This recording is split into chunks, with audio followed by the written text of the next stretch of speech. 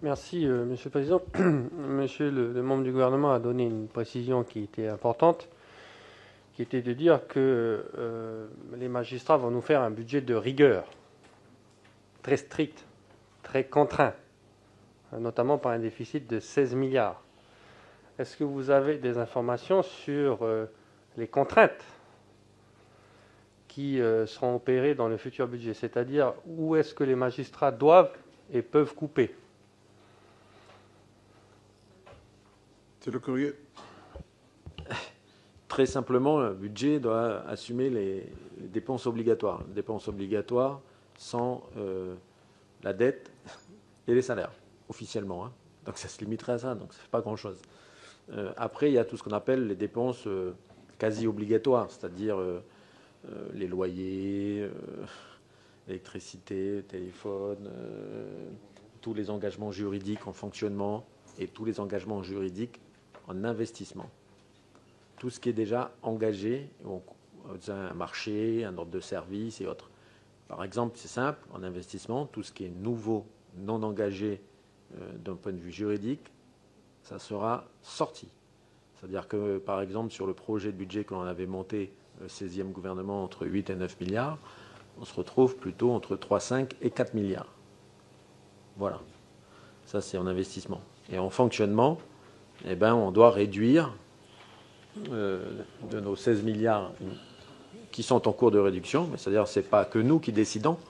Et j'ai envie de dire, M. Metzdorf, c'est pas trop moi qui dis aux magistrats comment faire, c'est plutôt l'inverse, c'est-à-dire c'est le magistrat qui discute avec nous, avec les services opérationnels, que sont la DEBAF, la DRH, les secrétaires généraux, pour essayer de réduire au maximum, et déjà de se rapprocher tout simplement de nos 10 milliards. Si on peut encore faire moins, ce serait mieux.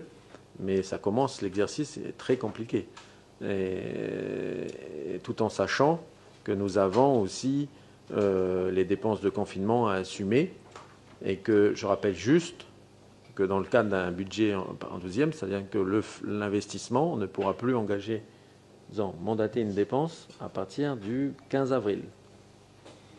C'est-à-dire qu'entre le 15 avril et le 20 mai théorique, que j'espère que collégialement on en réussira à descendre peut-être fin avril, début mai, il y aura un petit moment où on ne pourra plus mandater d'investissement, par exemple, pour le compte de la Nouvelle-Calédonie.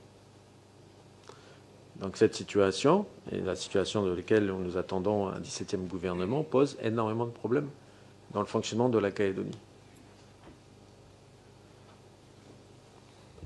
Monsieur Metzdorf.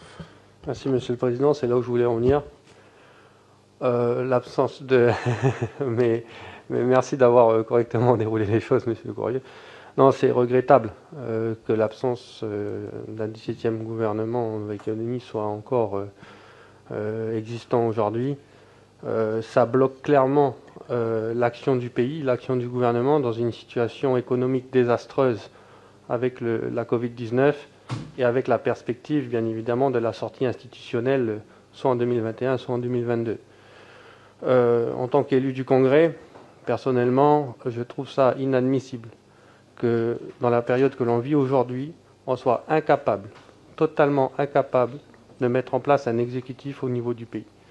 C'est totalement irresponsable, compte tenu du contexte, et je souhaite que le gouvernement, qui est l'exécutif du pays, dont nous sommes l'émanation quand même, ou en tout cas c'est nous qui formons le gouvernement de la Nouvelle-Calédonie, que ce gouvernement se mette en place le plus rapidement possible, puisque nous devons, nous aussi élus du Congrès, rendre des comptes auprès de la population sur les mesures que nous prenons et sur les mesures que nous ne pourrons pas prendre pour soutenir la population dans un contexte difficile. Donc je remercie M. Le Courrier pour l'ensemble de ses précisions et lui réitérer encore une fois mes vœux de réussite dans cette période totalement instable que nous connaissons. Merci, Monsieur Metzdorf.